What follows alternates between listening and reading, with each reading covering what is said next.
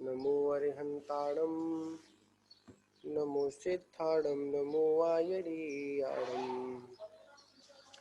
नमो वत्सायाणं नमो लोहे सव्वसाहुरं नमी दूढ़ सव्व सिद्धे झाड़ोत्तम खब देह देह संसारे दस दस दो दूणा जिणे दस दो अणुपे हणम मोक्षे नमो अरिहंताणं नमो सिद्धाणं नमो वायरीयाणं नमो वज्रायाणं नमो लोहे सव्वसाहुणं। बोले आदिनाथ भगवान की जय। महावीर भगवान की जय। परम पूज्य आचार्य श्री कुंद कुंद देव स्वामी की जय। परम पूज्य तपस्वी सम्राट हो आचार्य गुरुदेव 108 सन्मत सागर जी गुरु महाराज की जय। परम पूज्य परंपराचार्य श्री 108 से सौभाग्य सागर जी गुरु महाराज की जय। अहिंसामयी विश्व धर्म की जय। कल हम लोगों ने इसमें सम्यक्त के बारे में हम लोग को समझने का प्रयास कर रहे थे, जिसमें वह सम्यक्त दो प्रकार का होता है, एक व्यवहार सम्यक्त और एक निश्चय सम्यक्त। कौन सा होता है? एक व्यवहार सम्यक्त। आप इधर बैठ जाओ, आप इधर घूम के आओ, यहाँ बैठ जाओ ना माता जी के पीछे। एक व्यवहार सम्यक्त होता है और एक निश्चय सम्यक्त होता है, जिसमें जो ग्रस्त होते हैं, जो तीर्थंकर परमात्मा होते हैं, जब तक वो ग्रस्त अवस्था में होते हैं तब तक उनको सराग संयमी होता है। कौन सा होता है? सराग मतलब व्यवहार सम्यक्त ही होता है, उनके वितराग सम्यक्त नहीं होता है। तो इसी विषय को आगे बढ़ाते हुए आचार्य कह रहे थे कि सगार सम्यक्त तो साधन है और उसका साध्य है निश्चय सम्यक्त, जो वस्तुतः शुद्धात्मानुभूति रूप ही है। अब यहाँ के अगला विषय यहाँ पर अपन उसको करेंगे। सज्जानम मन तत् अर्थात समीचीन प्रशस्त ज्ञान और सम्यक ज्ञान। सम्यक दर्शन से युक्त ज्ञान ही सम्यक दर्शन होता है, सम्यक ज्ञान होता है, अन्य नहीं। वैसे तो इस जीव के पास में बहुत ज्ञान है, वैसे तो इस जीव के पास में बहुत ज्ञान है, ज्ञान की कोई भी कमी नहीं है। क्या? वैसे तो इस जीव के पास में बहुत ज्ञान है, ज्ञान की बिल्कुल भी कमी नहीं है। फिर भी जब इसको सम्यक ज्ञान प्राप्त हो, मतलब सम्यक दर्शन जब प्राप्त होता है, तभी इसका ज्ञान क्या कहलाता है? सम्यक ज्ञान कहलाता है। सम्यक ज्ञान से पहले जितना भी ज्ञान था वो सारा ज्ञान कैसा होता है? मिथ्या ज्ञान होता है। कैसा ज्ञान होता है? मिथ्या ज्ञान होता है। सम्यक दर्शन के सन्निधि में आने से जितना भी हमारा जो ज्ञान है वो क्या कहलाता है? सम्यक ज्ञान कहलाता है। क्या कहलाता है? सम्यक ज्ञान कहलाता है। उससे पहले क्या कहलाता है? उससे पहले वो मिथ्या ज्ञान कहलाता है, झूठा ज्ञान कहलाता है। क्या कहलाता है? झूठा ज्ञान कहलाता है। सर्वासिद्धि ग्रंथ में भी कहा है, जब दर्शन मोह के उपशम 6 या 6 से आत्मा में सम्यक दर्शन की पर्याय प्रकट होती है। क्या होती है? सम्यक दर्शन की पर्याय प्रकट होती है, तभी इस आत्मा में मति अज्ञान व शुद्ध अज्ञान की निवृत्ति होकर मति ज्ञान व श्रुति ज्ञान, सम्यक ज्ञान उस प्रकार प्रकट होता है जिस प्रकार बादलों के आवरण से हटने पर सूरज का प्रताप व प्रकाश अभिव्यक्त होता है। यहाँ पर क्या, जैसे ही उस दर्शन मोह का उपशम, क्षयोपशम और क्षय होता है, क्या होता है? उपसम, क्षयोपसम, क्षय होता है, तुरंत क्या प्रकट होता है? वहां पर सम्यक दर्शन प्रकट होता है। मतलब सम्यक दर्शन की पर्याय प्रकट होती है। क्या प्रकट होती है? सम्यक दर्शन की पर्याय प्रकट होती है। और जैसे ही उसकी पर्याय प्रकट होती है, जो आत्मा में मति ज्ञान, अज्ञान, श्रुति ज्ञान, अज्ञान, मतलब कुमति, कुमति, कुश्रुति जो ज्ञान था, जैसे ही वो ज्ञान प्रकट होता है तो क्या होता है? झट वापस वही जो कुज्ञान था वो क्या बन जाता है? सुज्ञान बन जाता है। जैसे अंधेरा कब तक है? जब तक वो प्रकाश नहीं है। अंधेरा कब तक है? जब तक प्रकाश नहीं है। और जैसे ही प्रकाश हुआ, हाँ, जैसे ही प्रकाश हुआ तो क्या हुआ? अंधेरा कहाँ चला गया? अंधेरा चला गया। जैसे ही प्रकाश की पर्याय प्रकट हुई तो वहां क्या हो गया? उजेला हो गया। और जैसे ही ज्ञान की जैसे ही उसकी उजाले की पर्याय खत्म हुई तो अंधेरा हो गया। ठीक है ना? जिस प्रकार बादल मतलब जिस प्रकार सूरज जब बादलों के बीच में होता है, कहाँ पर होता है? बादलों के बीच में होता है, तो क्या होता है? वो ढका हुआ होता है, उसका प्रकाश, उसका प्रताप नीचे नहीं आ पाता है। और जैसे ही वो बादल हटते हैं, क्या जैसे ही वो बादल हटते हैं तो क्या हो जाता है? वही सूरज जो प्रकाश नहीं दे पा रहा था वो प्रकाश देना प्रारंभ कर देता है। उसी प्रकार इस ज्ञान के ऊपर अनेक आवरण पड़े हुए हैं। क्या पड़े हुए हैं? आवरण पड़े हुए हैं। जैसे जैसे आवरण हटते जाते हैं वैसे वैसे क्या होता है? वैसे वैसे हमको सम्यक ज्ञान प्रकट होता जाता है।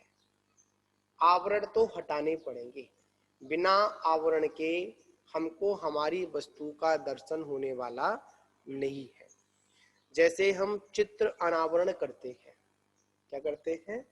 चित्र अनावरण। अभी चित्र पे क्या है? आवरण है। चित्र पे क्या है? आवरण है। जैसे ही उस आवरण को हटाते हैं तो क्या होता है? चित्र अनावरण हो जाता है। जो उसके पर्दे के पीछे जो होता है वो क्या होता है? वो हमको प्रकट हो जाता है, वो दिखने लगता है। क्या होता है? वो दिखने लगता है।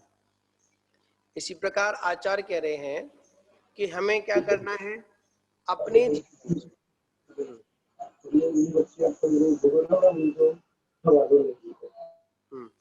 तो हमें क्या करना है? अपने जीवन में जितना जितना आवरण पड़ा हुआ है उस पर, हमारी आत्मा पर जो आवरण पड़ा हुआ है उस आवरण को हटाना है। वो हटता कब है? देखिए, एक ऐसा आवरण होता है जिसके हटने से सब कुछ दिखता है, और एक आवरण हटाते तो क्या करते हैं? वो कालापन का रह जाता है। हमारे पास में हमारी आत्मा पर एक मिथ्यात्व रूपी आवरण पड़ा हुआ है। जैसे ही सम्यक ज्ञान हो, जैसे ही सम्यक दर्शन होता है, तुरंत क्या होता है? तुरंत वहां पर जो ज्ञान है वो कैसा हो जाता है? अज्ञान, जो अज्ञान ज्ञान था वो कैसा हो जाता है? सम्यक ज्ञान हो जाता है, सही ज्ञान हो जाता है। तो उसी विषय में आचार्य भगवंत कह रहे हैं, फिर ऐसी स्थिति में फिर सम्यक दर्शन और सम्यक ज्ञान में क्या अंतर है? ऐसी स्थिति में सम्यक दर्शन में और सम्यक ज्ञान में क्या अंतर है? तो उत्तर यहां देते हैं, ऐसा चारित्र्य प्रावर्त ग्रंथ में स्पष्ट करते हुए कहा है, जब ये जीव समचीन दर्शन के द्वारा मात्र सत्ता का अवलोकन देखता है। क्या देखता है?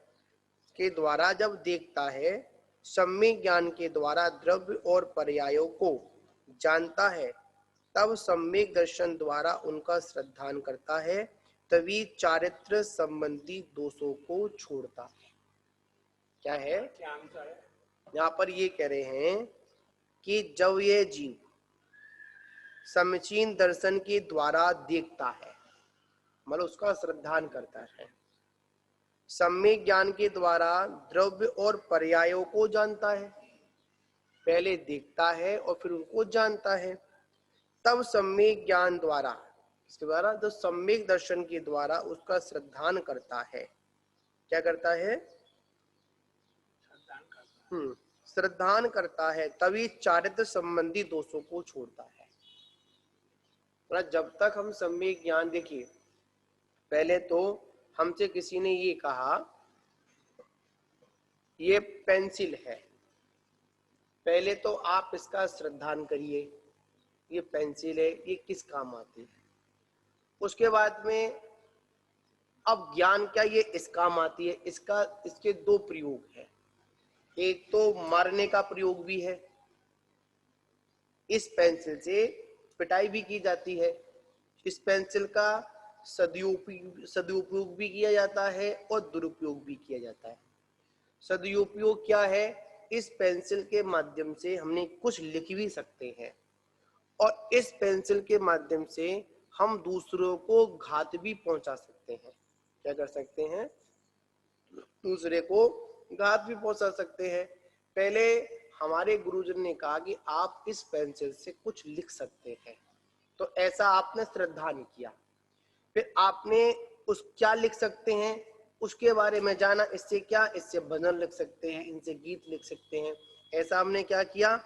ऐसा सम्यक ज्ञान के द्वारा द्रव्य और पर्यायों को जाना, मतलब हम क्या कर सकते हैं? तब सम्यक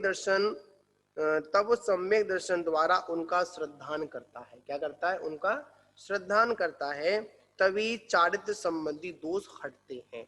जब तक आपको सम्यक ज्ञान नहीं होगा, देखिए आपके चारित्र में दोष लग रहे हैं, आपके व्रत आदि नहीं पल पा रहे हैं, तो इसका कारण क्या है? इसका मात्र एक ही कारण है कि अभी आपको वास्तविकता में उसकी जानकारी नहीं है। क्या नहीं है? आपको जानकारी नहीं है, और जब तक आपको जानकारी नहीं होगी तब तक आप उस चीज को सुधारेंगे कैसे, उस चीज को संभालेंगे कैसे? तो आचार्य यहाँ पर कह रहे हैं कि सम्यक ज्ञान क्या करता है? सम्यक, देखिए आज आपने हमारे कहने पर आपने व्रतों को स्वीकार तो कर लिया, आज आपने हमारे कहने पर आपने व्रतों को स्वीकार तो कर लिया, ठीक है, आपको श्रद्धान था, हमारी बात पर श्रद्धान था, इसलिए कर लिया। अब इन व्रतों को स्वीकार किया है, इन व्रतों को पालने के लिए इन व्रतों के बारे में जानकारी होना आवश्यक है। क्या है? जानकारी होना आवश्यक है। और जब तक उस व्रतों की सुरक्षा की जानकारी नहीं होगी, क्या नहीं होगी? सुरक्षा की जानकारी नहीं होगी तो आपका चारित्र कहां से पलेगा? इसलिए कहते हैं किसी के कहने पर या पूर्व के संस्कार से हमने व्रतों को स्वीकार किया, हमने श्रद्धान किया, क्या किया? हमने श्रद्धान आदि किया, पर आचार्य कहते हैं श्रद्धान आदि के बाद में हमको ज्ञान भी करना है। कैसा ज्ञान करना है? सम्यक ज्ञान करना है। अगर आपने सच्चे श्रद्धान के साथ में, अगर आपने गुरुजनों की वाणी को सुनकर आपने व्रतों को स्वीकार किया, तो आपने व्रतों के महत्व को भी जाना होगा। क्या जाना होगा? महत्व को जाना होगा। अगर आपका वास्तविकता में आत्म कल्याण करने का भाव है, किसका भाव है? आत्म कल्याण करने का भाव है, तो ही आपका व्रत पल पाएंगे, तभी आपके व्रतों में कोई दोषादि नहीं लगेगा। अगर आपके आत्म कल्याण के भाव नहीं है, आपका वैराग्य कमजोर है, तो आपके चारित्र में दृढ़ता नहीं आएगी। क्या नहीं आएगी माता जी? जब तक हमारा ज्ञान मजबूत नहीं होगा, जब तक हमारा श्रद्धान मजबूत नहीं होगा, जब तक हमारा चारित्र भी दृढ़ नहीं होगा। हमारे व्रत तभी पलेंगे जब हमारे पास में दर्शन और ज्ञान की पूर्णता होगी। और जितनी ज्ञान की पूर्णता है, जितनी दर्शन की पूर्णता है, उतने ही हिसाब से हमारा चारित्र पलेगा, अन्यथा ऐसे चारित्र पलने वाला नहीं है। चारित्र पालन करने के लिए आचार्य क्या कहते हैं, पहले आप अपने को दृढ़ कीजिए, आप उसके बारे में जानिए। जब तक आपको अपनी आत्मा के बारे में नहीं पता है तो आत्मा में स्थिर कैसे होगी। जब तक आपको कसायों के बारे में नहीं पता है तो जब तक आप कैसे उसमें स्थिर होंगे। तो आचार्य कहते हैं अगर वास्तविकता में अगर स्थिर होना है, अगर एकाग्रता लेकर आनी है तो क्या क्या करना पड़ेगा, हमको स्थिर होना पड़ेगा। क्या होना पड़ेगा, हमको स्थिर होना पड़ेगा। इसमें अपने ही ज्ञान में, अपने ही अंदर स्थिर होना, अन्यथा उससे पहले हमारा कल्याण होने वाला नहीं है। जिस जिस प्रकार से जीवादि पदार्थ स्थिर हैं, उन्हें उन्हीं रूप में संशय, विपर्य, अनध्यवसाय से रहित एवं नए और प्रमाण संबंधी विकल्पों के साथ जो जानता है वही सम्यक ज्ञान है। क्या कह रहे हैं कि जैसा पदार्थ जिनेंद्र भगवान ने कहा है, जैसे भगवान के द्वारा उन पदार्थों का प्रतिपादन हुआ है, उनको उसी प्रकार जानता है, जैसा है वैसा जानता है। उसमें क्या कह दिया, संशय, विपर्य और अनध्यवसाय, इनसे रहित और प्रमाण और नए संबंधी विकल्पों के साथ जो जानता है। अगर कोई सम्यक ज्ञानी है और सम्यक ज्ञानी अगर नए और प्रमाणों का प्रयोग नहीं कर रहा है, अगर एकांत बात से कोई बात कह रहा है तो उसको सम्यक ज्ञान नहीं है। नहीं, अगर नए और प्रमाण का प्रयोग नहीं कर रहा है, जहां पर नए और प्रमाण है वहां पर ये तीन चीजें नहीं होगी। क्या, हाँ एकांतवाद है, संशय एकांतवाद, और विपर्य मतलब विपरीत, उसके बाद अनध्यवसाय, उसका क्लियर कर ही नहीं पाएगा। इसलिए आचार्य कहते हैं कि सबसे पहले हमको किसी बात को कहने से पहले हमको नए और प्रमाण के बारे में जानकारी होनी चाहिए। नए किसे कहते हैं, जो वस्तु के एक देश स्वरूप का कथन करे उसे नए कहते हैं।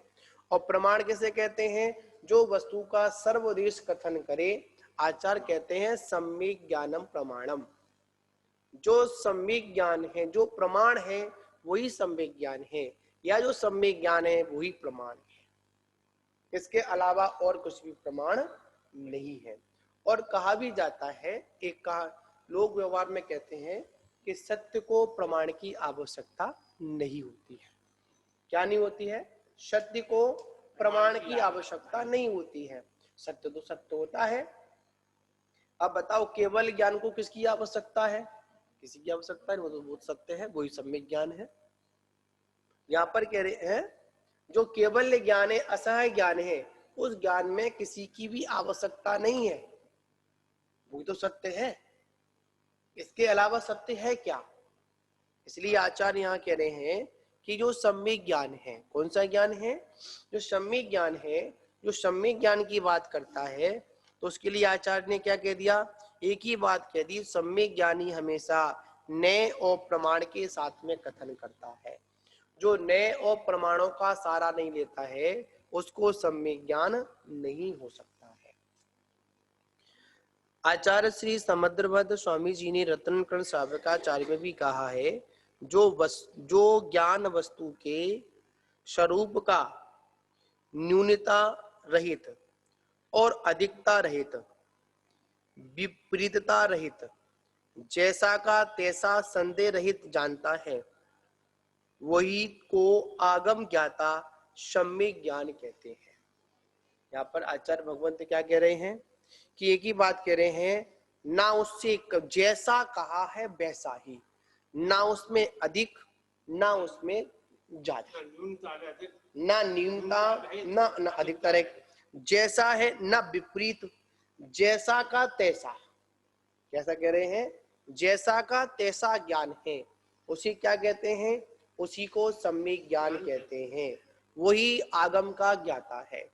अगर आगम की वाणी में अगर अपनी वाणी को लगाता है, अगर अपनी बात को रखता है, तो आचार्य क्या कहते हैं, तो आपको अभी इतना अधिकार नहीं है कि आप जिनेंद्र भगवान की वाणी में काट छांट कर सकें, परिवर्तन कर सकें। आज हम क्या करते हैं, गाथाओं को बदल देते हैं, टीकाओं को बदल देते हैं। किसके लिए बदलते हैं?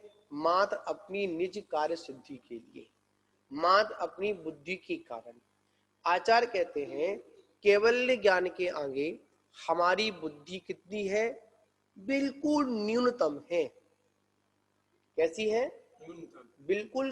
जहां कहां केवल ज्ञान रूपी प्रकाश, कहां केवल ज्ञान रूपी प्रकाश, और कहां हमारे पास में अल्प ज्ञान। और देखा जाए अभी हमारे पास अल्प में भी अल्प ज्ञान है, अणु के बराबर हमारा ज्ञान है। कितना ज्ञान है हमारा? ज्ञान आवाज बिल्कुल नहीं आ पा रही है जी। आपके यहाँ पर नेटवर्क प्रॉब्लम है, यहाँ से आवाज क्लियर है पवन जी। नेटवर्क प्रॉब्लम हो सकती है आपके यहाँ पर, यहाँ से क्लियर है। वाले जी आवाज आपको आ रही है इधर? आवाज साफ आ रही है, ठीक आ रही है जी। हाँ जी, यहाँ आवाज ठीक है, वहां पर नहीं आ रही, पवन जी को नहीं आ रही होगी। नेटवर्क प्रॉब्लम हो सकती है उनकी, हो सकता है। क्या समझे आप? यहाँ पर एक ही बात कह रहे हैं, कहाँ केवल ज्ञान और कहाँ हमारे पास अणु के बराबर अणु ज्ञान। अणु कह दो, अणु किसे कहते हैं? जिसका कोई दूसरा छोटा। इतना हमारे पास ज्ञान, और हम उस केवल ज्ञान से अपनी तुलना करें, अपनी बात को मिलाएं, तो आचार्य कहते हैं तुम्हारे पास इतनी योग्यता नहीं है। क्या नहीं? अभी इतनी योग्यता आपके पास में नहीं है कि आप केवल ज्ञान का सामना कर सकें। लेकिन अपनी बात को सिद्ध करने के लिए, सही सच्ची बताने के लिए हम ऐसा करते हैं। हाँ, तो ये क्या है? ये अज्ञान है। याद रखना, जो सम्यक दर्शन से विभूषित होगा, इससे जो सम्यक दर्शन पर्याय से विभूषित होगा, उसके अंदर ऐसी व्यवस्था होगी नहीं। वो कभी भी जिनवाणी में काट छाट नहीं करेगा। क्या नहीं करेगा? काट छाट नहीं करेगा। वो ही शब्द का प्रयोग नहीं करेगा। क्या नहीं करेगा? ही शब्द का प्रयोग नहीं करेगा, भी शब्द का प्रयोग करेगा। दो शब्द हैं, एक ही और एक भी। ही और भी। अगर हम भी का प्रयोग करते हैं तो हम बिल्कुल सही जिनवाणी का वाचन, सही जिनवाणी को समझ रहे हैं। और जहां पर हम जिनवाणी में भी ही शब्द लगा देते हैं, ऐसा ही है, तो एकांतवाद हो जाता है। क्या हो जाता है? एकांतवाद हो जाता है। तो हमें क्या नहीं करना है? ऐसा भी हो सकता है, ऐसा भी हो सकता है, ये अनेकांत। ऐसा भी हो सकता है। भी शब्द में दोनों में जा रहा है, वो व्यवहार का भी कथन कर रहा है और निश्चय का भी कथन कर रहा है। और वो अभी ये सारी वस्तुएं मेरी भी हैं। कैसी हैं? अभी संग में आप लोग रह रहे हैं, ठीक है? कोई पूछे ये साधु किनके हैं? मेरे भी हैं। कैसे हैं? मेरे भी हैं। अब इसमें दोनों बात आ गई कि व्यवहार से मेरे भी है और निश्चय से मेरे भी नहीं है, ठीक है?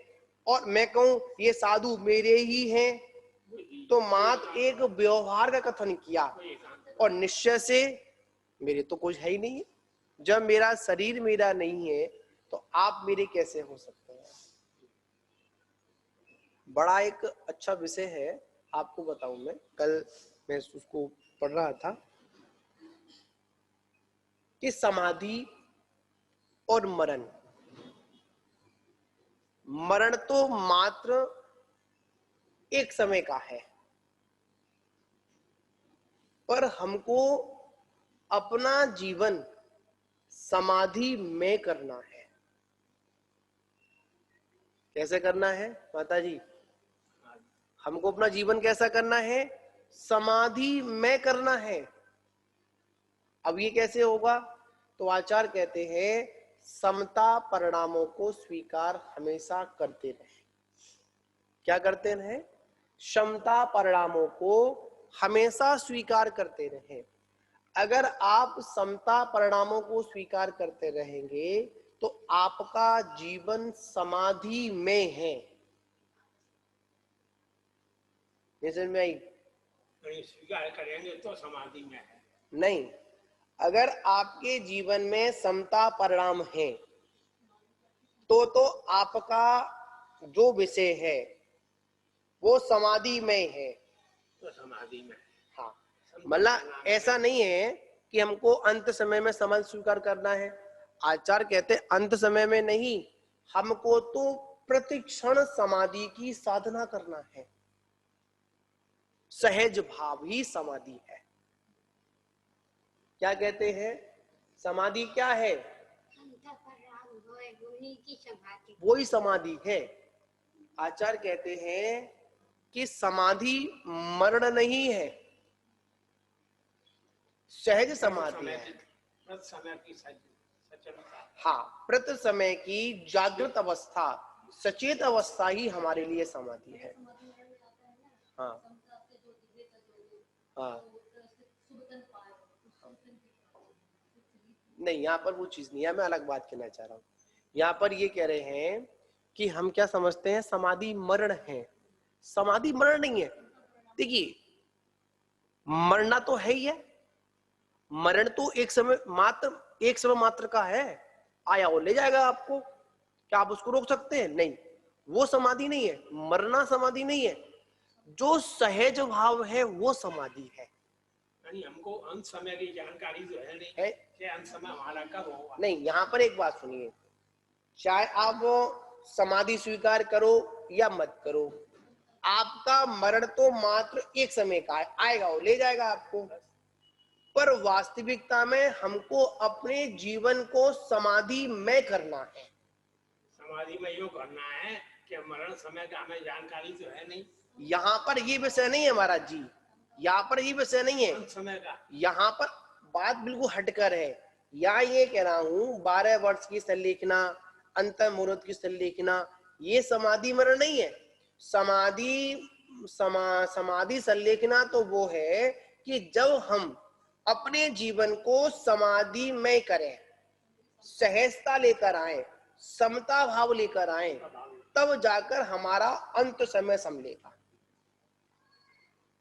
इसलिए आचार्य कहते हैं जिसको सम्यक ज्ञान नहीं है, जब तक जिसको पदार्थ का, जिनवाणी का ज्ञान नहीं है, तो आचार्य कहते हैं वह जीव कभी भी अपनी संलेखना, अपने व्रतों को, अपने चारित्र को स्थिर नहीं कर सकता।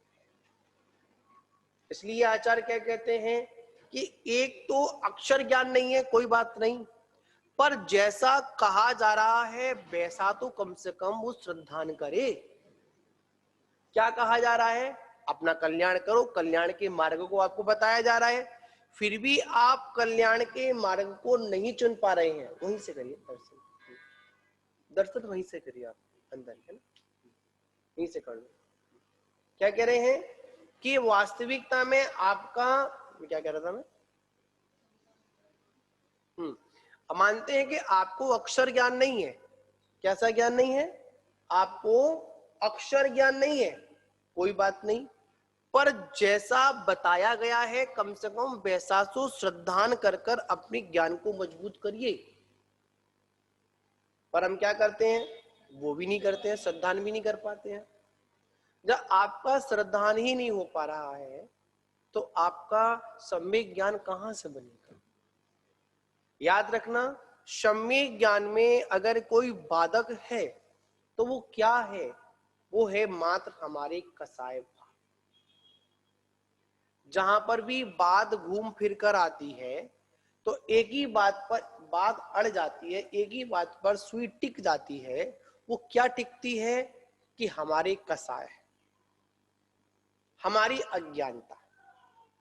याद रखना, जो कसाय पूर्ण जिनका जीवन होता है, ना उनके जीवन में सम्यक दर्शन होता है, ना उनके जीवन में सम्यक ज्ञान होता है, और ना उनके जीवन में सम्यक चारित्र होता है।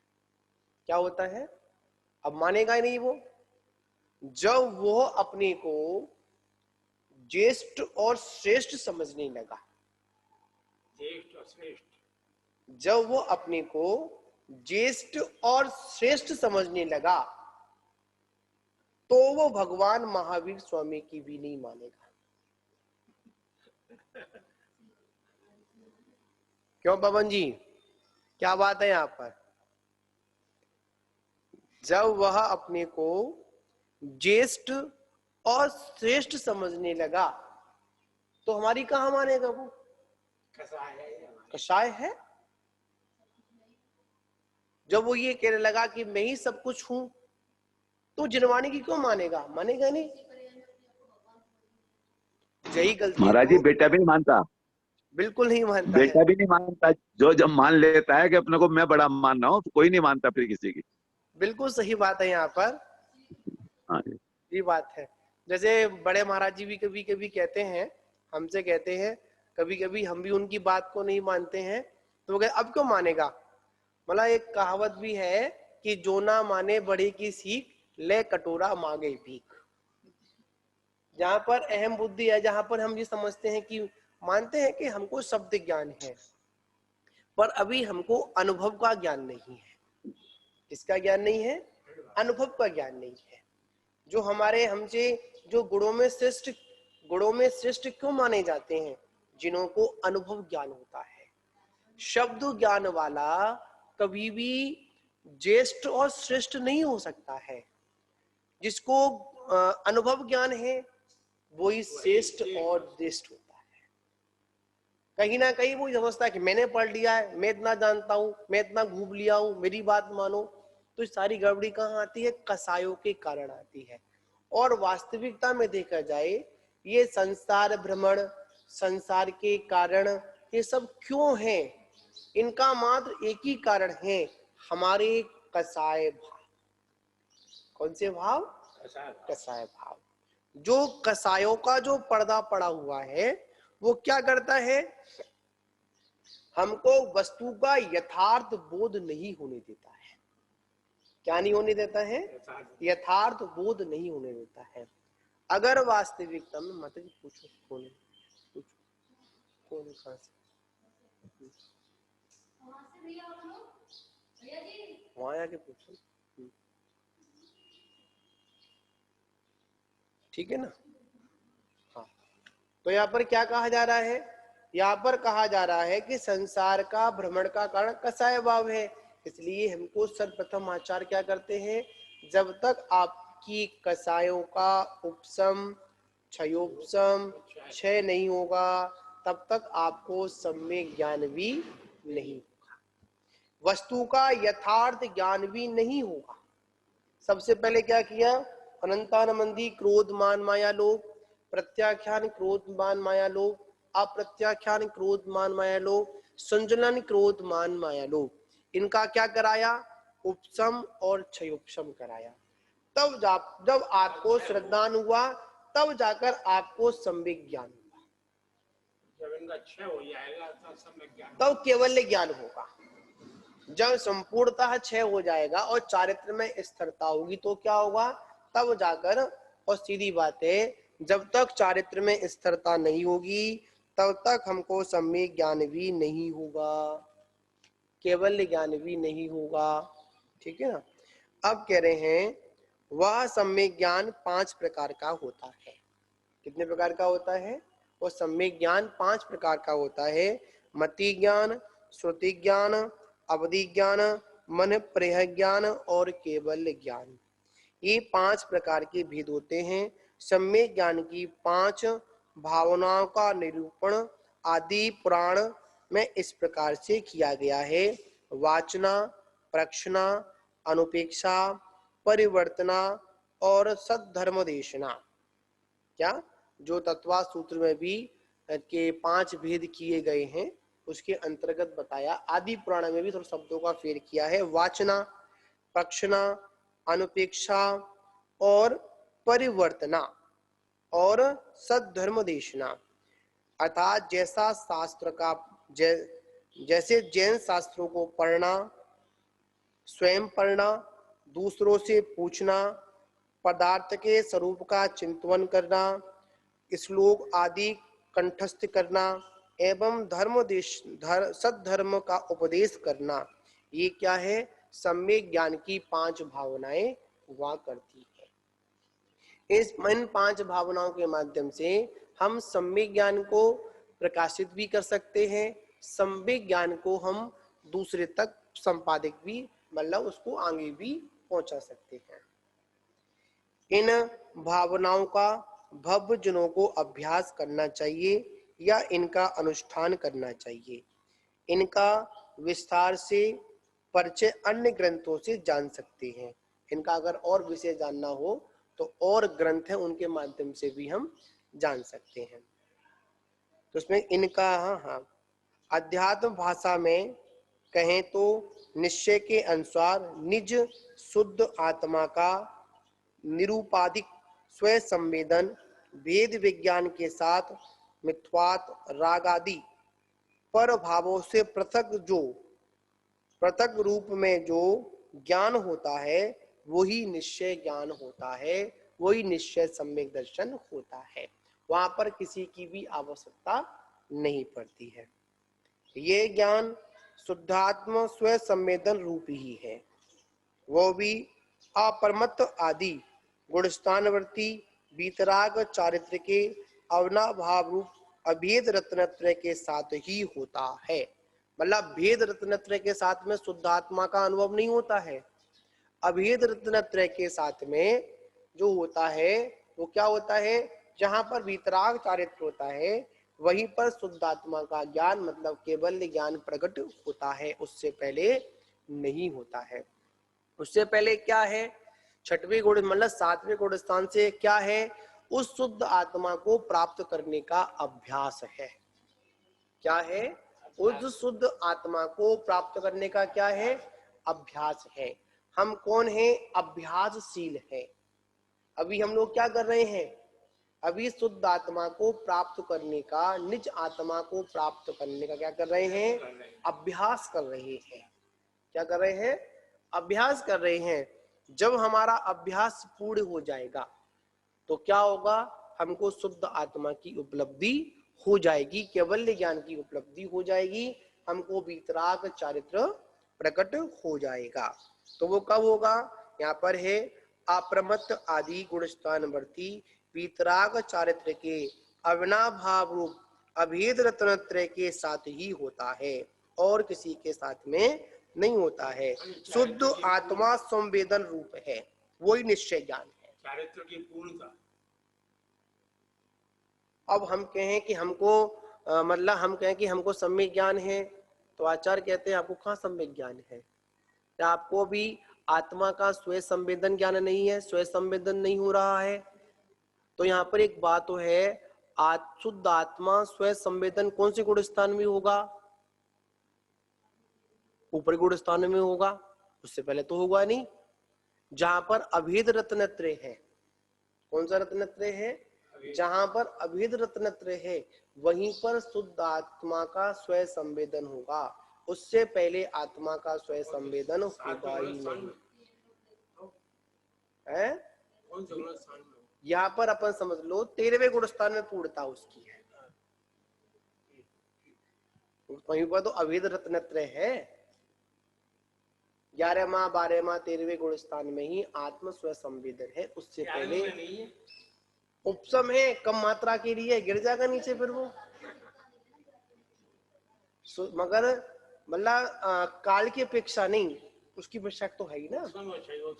उपसम मोक्ष है एक, हाँ, क्षीण मोह और उपशांत मोह, दोनों का मतलब उपशांत में मतलब उपशांत में का उपसम करके गया है और क्षीण मोह में क्या उसने पूर्णता क्षीण कर दिया है। ठीक है ना। तो यहाँ पर ये विषय है, जब तक हमारे जीवन में वीतराग चारित्र अवस्था प्राप्त नहीं होगी, जब तक हमको आत्मा का स्वयं संवेदन भी नहीं होगा। हाँ पवन जी, आत्मा का स्वयं संवेदन कब होगा? कौन से गुण स्थान में होगा? मैं नहीं कह रहा, जिनवाणी कह रही है। गुरुदेव बात ये है, अपेक्षा की बात है। इसमें जो बात आई थी वो अपेक्षा सराग और वीतराग की बात थी। तो नहीं, नहीं। बाकी स्वे संवेदन तो कभी भी हो सकता है। स्वे संवेदन की बात, प्रत्यक्ष और परोक्ष बात अलग है, लेकिन बगैर स्वे संवेदन के सम्यक दर्शन नहीं होता। देखिए ये आप पवन गुरुदेव से मालूम, आचार्य जी से। अरे पवन जी, एक मेरी बात सुनिए। आपने कहा स्वयं संवेदन कभी भी हो सकता है। यहाँ पर अपन आयु कर्म को नॉलेज, ये बात तो हम भी जानते हैं कि 8 वर्ष के बाद में मतलब 84 लाख पूर्व की कर्म की जो आयु, मनुष्य की जो उत्कृष्ट आयु होती है, उसमें आप समझ लो अंतर मतलब 48 में 8 वर्ष अंतर मुहूर्त कम, इतने समय के बाद में कभी भी इस जीव को आत्म स्वयं संवेदन हो सकता है। पर यहाँ पर थोड़ा सा हम आपसे एक बात कहना चाह रहे हैं, ये व्यवस्था थोड़ी गुणस्थान में लगाइए। कहाँ लगाइए? गुणस्थान लगाइए। आचार्य कहते हैं, एक व्यवहारता में एक उदाहरण यहाँ पर आएगा। एक पुरुष को एक बच्चे का जन्म हुआ है, तभी भी उसके अंदर एक पिता बनने की योग्यता है। क्या है? योग्यता है। पर अभी वो अभी जैसे ही वो बड़ा हो, मतलब जन्म हुआ है, तो क्या वो पिता बन जाएगा? नहीं बनेगा। उसके लिए भी एक उम्र निर्धारित है। क्या है? उसके लिए भी एक अवस्था निर्धारित है। उसी प्रकार आचार्य कह रहे मानते हैं कि आपको चतुर्थ गुण स्थान प्राप्त हुआ, आपने सम्यक दर्शन प्राप्त किया, अभी आपका जन्म हुआ मोक्ष मार्ग में। क्या हुआ है? अभी आपका जन्म हुआ है। उस जन्म की अपेक्षा से आपके अंदर अभी क्या है? एक केवल ज्ञानी बनने की योग्यता है, आत्म स्वयं संवेदन करने की योग्यता तो है, पर वो प्रकट कब होगी?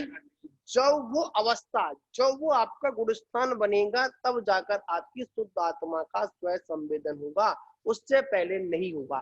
शक्ति अपेक्षा से तो है, शक्ति अपेक्षा से तो है, पर प्रकट अवस्था से अभी वो योग्यता नहीं। तो यहाँ कह रहे हैं कि वो अवस्था कब होगी? जब आपके पास में बीतराग चारित्र होगा, जब आपके पास में छीड़ कसाय, मतलब आपके पास में स्वयं संवेदन कब होगा? जब वो स्थान होगा, चारित्र में स्थिरता होगी। अब जब तक आपकी चारित्र में स्थिरता नहीं है और आप कहते रहो कि मैं शुद्ध आत्मा का मैं स्वयं संवेदन कर लिया, बहुत बड़ी भूल है। स्वयं आत्मा का स्वयं संवेदन नहीं हो सकता है। तब होगा अभी वास्तविकता में देखा जाए, हमको खुद नहीं पता है कि हमको सम्यक तो है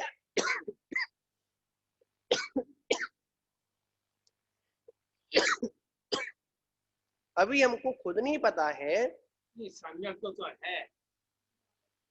तो आपने कैसे प्रमाणता कर दी? आपने सब आपको सम्यक दर्शन है, आपने कैसे पता कर ली? आप व्यवहार जीवन से कह रहे हैं आप, और वास्तविकता में तो जब उसका क्षय हो जाएगा तब।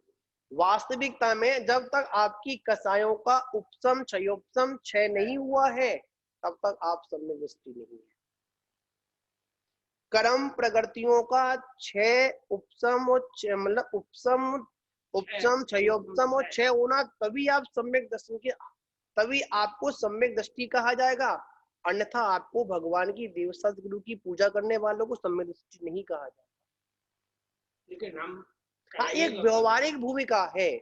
व्यवहारिक भूमिका हम उसे इसका एक मेरी बात, हाँ, तब करेंगे तो हमें ये जानकारी होगी कि हमारे अंदर है। एक मेरी बात सुनिए। जैसे एक कोई मकान है, जीर्ण शीर्ण अवस्था है, आपने उसको बाहर से टिप टॉप कर दिया, तो अंदर से तो वो जीर्ण शीर्ण ही है। अंदर से तो आचार्य कहते हैं मजबूती बाहर से नहीं आती है, मजबूती बाहर की चमक से नहीं आती है। मजबूती कहाँ से आती है? मजबूती अंदर से आती है। तो अंदर से मतलब क्या है? कि हमारी उन 7 प्रकृतियों का उपशम क्षयोपशम और क्षय होना, तब जाकर हम सम्यक दृष्टि है। मात्र शुद्ध आत्मा का गीत गाने से आप सम्यक दृष्टि नहीं है।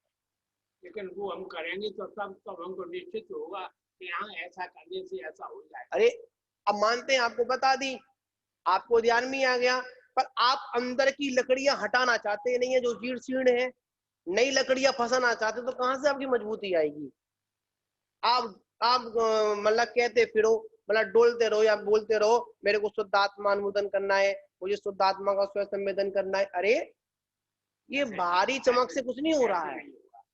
कब होगा? जब अंतरंग से अपनी उन कर्म प्रकृतियों को निकालोगे, जब तक उनको निर्जीर्ण नहीं करोगे तब तक आपको सम्यक दर्शन होने वाला नहीं है। यथार्थ में करणान योग बोलता है। लेकिन उनको हम निकालेंगे तो तब हमको निश्चित हो जाएगा कि हमारे अंदर है। अरे एक बात रहो, तुम रोज जिनवाणी पढ़ रहे हो, रोज आप जिनवाणी पढ़ रहे हो, रोज प्रवचन सुन रहे हो, रोज आपने ग्रंथों का स्वाध्याय कर रहे हो, तो इससे तुम्हें कब सुनाए? तो निश्चित क्या हो, आपको जैन कुल मिल गया, आपको सच्चा मार्ग मिल गया, फिर भी आप कहो हमें दिखाओ, हमको दिखाओ, हमको दिखाओ। अरे तुम्हें क्या दिखाएं? सामने रखा देख लो भाई। तुम उसको क्यों श्रद्धा नहीं कर रहे हैं? अपना क्यों अपना संतान मजबूत नहीं कर रहे हो? माँ आत्मा स्व संवेदन पर हम गा रहे हैं। गीत गाने से नहीं हो, गीत गाने से आत्म स्व संवेदन नहीं होता है। कब होता है? शुद्ध आत्मा का स्व संवेदन कब होता है? कि जब हम गाने से नहीं, उस पर चलने से होता है। इससे होता है, चलने से होता है। इसलिए आचार्य कहते हैं जब तक चारित्र की स्थिरता नहीं होगी, जब तक चारित्र स्थिर नहीं होगा, जब तक आपको शुद्ध आत्मा का स्व संवेदन नहीं होगा। इस बात को आप जीवन में उतार लें। और वो अवस्था कब बनेगी? अभेद रत्नत्रय। यहाँ पर निश्चय की बात की जा रही है। व्यवहार में तो भाई चल रहा है, बस हमारे पास ज्ञान है, हम जिनवाणी पढ़ रहे हैं, सब कुछ है। वास्तविकता में आचार्य क्या कहते हैं? आपकी जब तक कर्म प्रकृतियों का उपशम क्षयोपशम क्षय नहीं होगा, जब तक आपको शुद्ध आत्मा की, और ये तभी होगा जब अंतरंग से मजबूती करते हुए लाओगे तो बाहर की मजबूती बनी रहेगी। और बाहर की मजबूती करते हुए अंदर जाओगे तो नहीं, आनंद नहीं आएगा। कहीं ना कहीं आपके व्रत आदि में दोष आदि लग जाएंगे। तो इसी के साथ में अपन विराम लेते हैं। तो यही यहाँ पर आचार्य भगवंत तो कहना चाह रहे हैं कि आप अपने जीवन में क्या करें कि निश्चय के अनुसार, तो कह रहे हैं शुद्ध आत्मा का जो भेद विज्ञान के मतलब यहाँ पर पढ़ लेते हैं।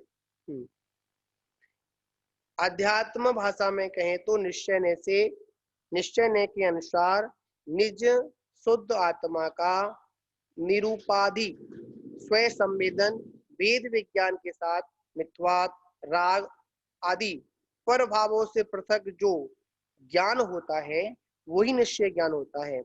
और ये ज्ञान शुद्धात्म स्व संवेदन ही है, वह भी अप्रमत्त आदि गुणस्थानवर्ती वितराग चारित्र के अविनाभाव रूप अभेद रत्नत्रय के साथ ही होता है, भेद रत्नत्रय के साथ में नहीं होता है।